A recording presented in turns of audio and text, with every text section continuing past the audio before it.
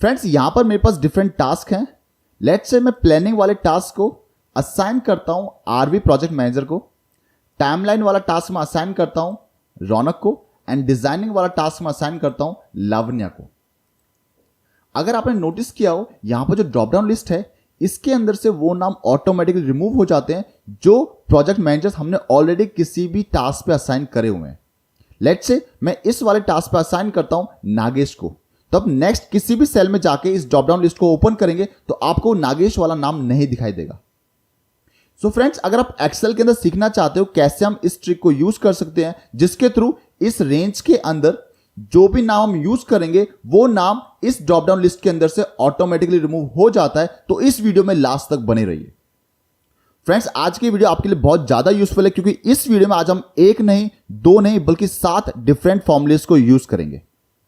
So friends सबसे पहले बात करते हैं डेटा के बारे में। यहां पर हमारे पास डिफरेंट टास्क हैं। ये टास्क किस डेट को स्टार्ट होंगे एंड किस डेट को खत्म होंगे उसका डेटा यहां पर हमारे पास अवेलेबल है।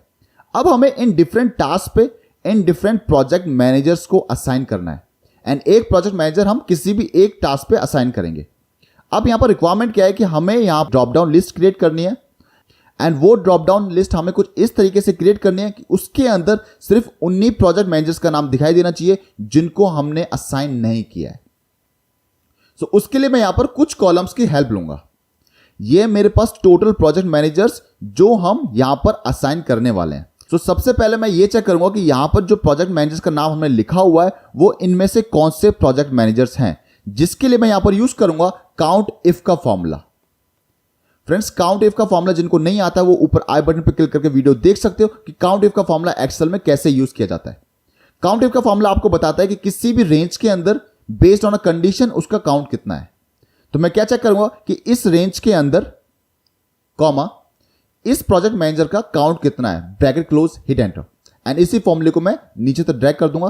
तो यहां पर आपको उन्हीं प्रोजेक्ट मैनेजर्स के आगे काउंट दिखाई देगा जो प्रोजेक्ट मैनेजर्स इस वाले कॉलम के अंदर अवेलेबल हैं।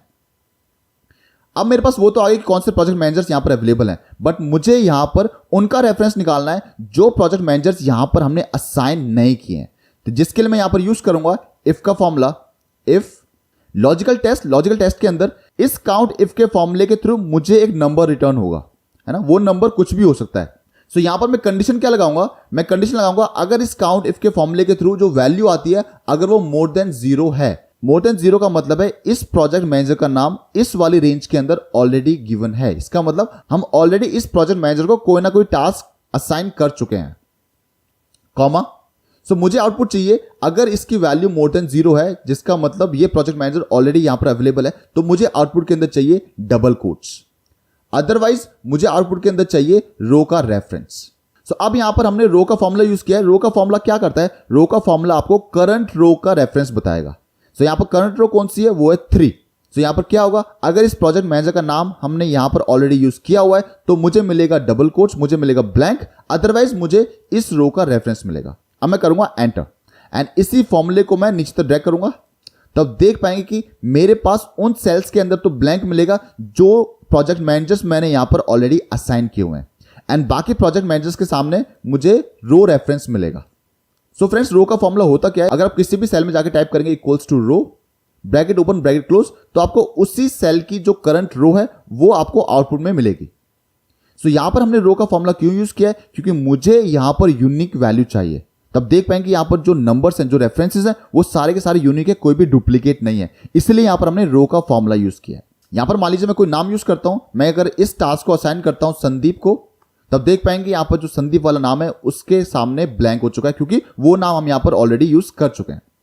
अब मैं यहां पर रेफरेंस तो लेके आ चुका हूं कि ये वो बंदे हैं जिनको हमने यहां पर असाइन नहीं किया है, बट मुझे इन बंदों का नाम चाहिए, मुझे इन बंदों के रेफरेंस से मतलब नहीं है। सो उन बंदों के नाम को लाने के लिए सबसे पहले मैं यूज करूंगा यहां पर स्मॉल का फॉर्मूला। मैं इस वाली रेंज पे बॉर्डर्स लगा देता हूं ताकि मुझे पता रहे कि मैं कहां पर काम कर रहा हूं। तो नेक्स्ट वाले कॉलम में यूज करूंगा स्मॉल का फॉर्मूला। स्मॉल का फॉर्मूला आपको किसी भी रेंज में से स्मॉलेस्ट वैल्यू को निकाल के देता है।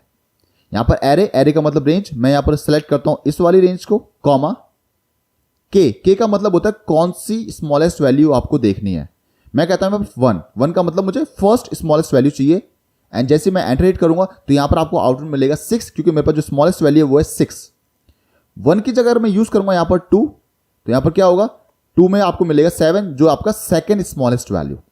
तो इस तरीके से मैं एक एक करके इन सारे रेफरेंसेस को यहां पर लेके आ सकता हूं। अब मुझे यहां पर जो रेफरेंसेस है वो सीक्वेंस में चाहिए। जैसे यहां पर आपके पास इन रेफरेंसेस के बाद गैप आ रहा है, मुझे यहां पर गैप नहीं चाहिए, जिसके लिए मैं यहां पर स्मॉल का फॉर्मूला यूज कर रहा हूं। स्मॉल के अंदर मैं इस रेंज को सबसे पहले फ्रीज करूंगा F4 से, यहां पर मैं डालता हूं 1 एंड मैं इस फॉर्मूले को यहां से कॉपी कर लूंगा and hit enter. Next cell में मैं यूज करूंगा सेम फॉर्मूला, बट 1 की जगह मैं यूज करूंगा 2 ताकि मुझे सेकंड स्मॉलेस्ट वैल्यू मिले। नेक्स्ट सेल के अंदर मैं यूज करूंगा सेम फॉर्मूला, बट 1 की जगह यूज करूंगा 3 ताकि मुझे यहां पर थर्ड स्मॉलेस्ट वैल्यू मिले, एंड सो ऑन। बट ये मैनुअल स्टेप है, मैं यहां पर मैनुअली काम नहीं करना चाहता। तो यहां पर हम क्या करेंगे, जहां पर हमने 1 लिखा है वहां पर हम यूज करेंगे रो का फॉर्मूला।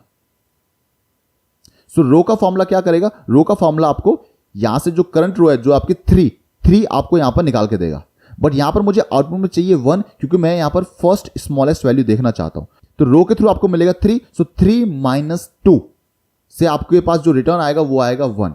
सो फ्रेंड्स यहां से रो फॉर्मूला आपको देगा 3 एंड 3 - 2 इज 1 क्योंकि मुझे फर्स्ट स्मॉलेस्ट वैल्यू चाहिए इस सेल के अंदर। यहां पर मैं 1 2 3 मैनुअली नहीं डालना चाहता, इसीलिए इस चीज को डायनामिकली बनाने के लिए हमने यहां पर रो का फॉर्मूला यूज किया है। Hit enter. अब यहां से अगर मैं इन वैल्यूज को रिमूव करता हूं एंड जैसे मैं इस फॉर्मूले को कॉपी करके नीचे पेस्ट करूंगा तो आप देख पाएंगे कि यहां पर जितने भी रेफरेंसेस थे वो सारे रेफरेंसेस आपके पास यहां पर आ चुके हैं इन अ सीक्वेंस, उसके बीच में कोई भी गैप नहीं है। अब मेरे पास रेफरेंसेस आ गए। अब इन रेफरेंसेस के बेसिस पे मैं नाम को निकालना चाहता हूं, जिसके लिए मैं यूज करूंगा इंडेक्स का फॉर्मूला। फ्रेंड्स जिनको इंडेक्स का फॉर्मूला नहीं आता, आप ऊपर आई बटन पे क्लिक करके देख सकते हो इंडेक्स का फॉर्मूला क्या होता है एंड कैसे आप एक्सेल के अंदर यूज कर सकते हैं। इंडेक्स के फॉर्मूले के अंदर एरे में लूंगा इस वाले कॉलम को, इसको मैं फ्रीज करूंगा F4 से, कॉमा, इस फॉर्मूले के थ्रू मुझे मिलेगा रेफरेंस जो होगा आपका रो नंबर, एंड लास्ट में मैं करूंगा bracket close and hit enter.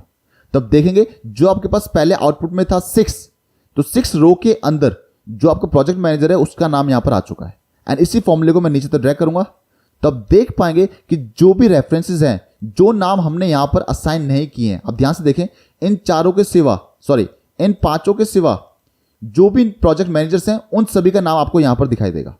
अब मान लीजिए किसी भी सेल के अंदर मैं जाके प्रोजेक्ट मैनेजर यूज करता हूं, लेट्स से पूनम।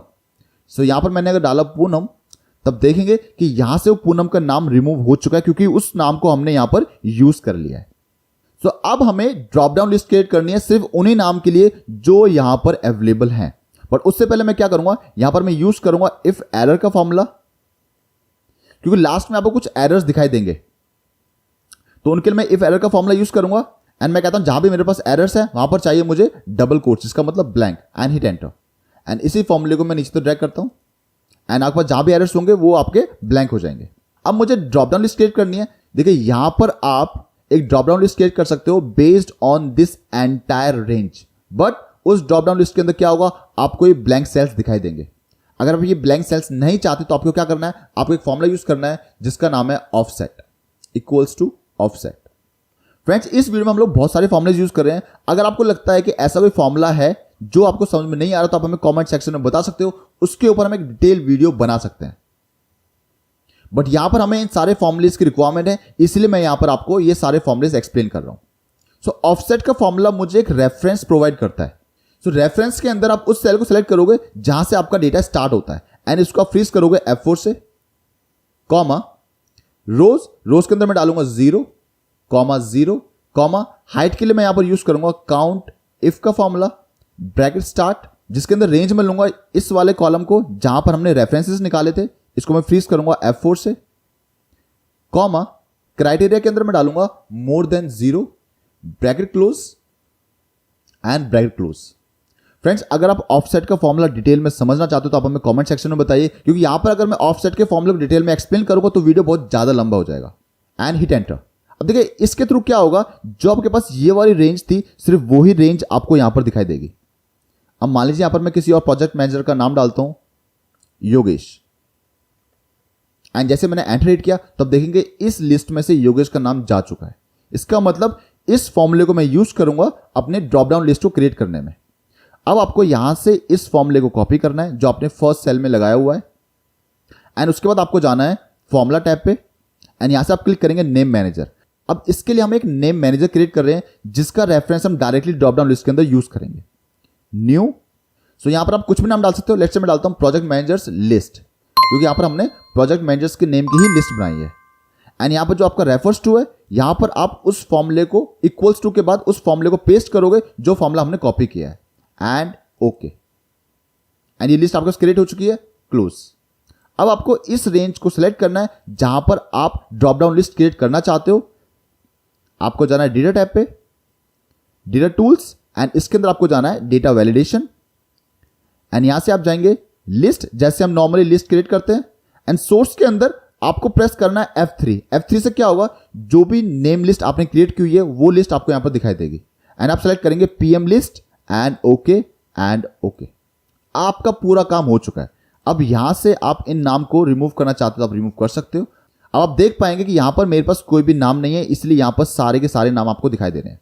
अब यहां से हमें इसकी भी जरूरत नहीं है क्योंकि ये फॉर्मूला हम ऑलरेडी नेम मैनेजर के अंदर यूज कर चुके हैं। बट यस, ये दोनों कॉलम्स आपके पास जरूर होने चाहिए। अब यहां पर मैं कोई भी नाम यूज करूंगा, लेट्स से मोहित। तो नेक्स्ट आप किसी भी सेल में जाएंगे, वहां पर आपको मोहित का नाम नहीं दिखाई देगा। अब यहां पर मैं यूज करता हूं रौनक, तो आपको किसी भी सेल के अंदर रौनक का नाम नहीं दिखाई देगा। एंड आप देख पाएंगे यहां से भी वो दोनों नाम रिमूव हो चुके हैं क्योंकि हम उन दोनों नाम्स को यहां पर ऑलरेडी असाइन कर चुके हैं। फ्रेंड्स, अगर आपने इस वीडियो में कुछ सीखा है तो इस वीडियो को ज्यादा से ज्यादा लोगों के साथ जरूर शेयर करो ताकि वो लोग भी कुछ ना कुछ सीख सकें। फ्रेंड्स, अगर आपको कोई फीडबैक है वो आप हमें कमेंट सेक्शन में बता सकते हैं। एंड अगर आपको कोई क्वेरीज है, कोई क्वेश्चंस है, तो वो भी आप हमें कमेंट सेक्शन के अंदर पूछ सकते हैं। इस वीडियो में इतना ही। नेक्स्ट वीडियो में बहुत जल्दी मुलाकात होगी एक नए और इंटरेस्टिंग टॉपिक के साथ। तब तक के लिए good bye and take care.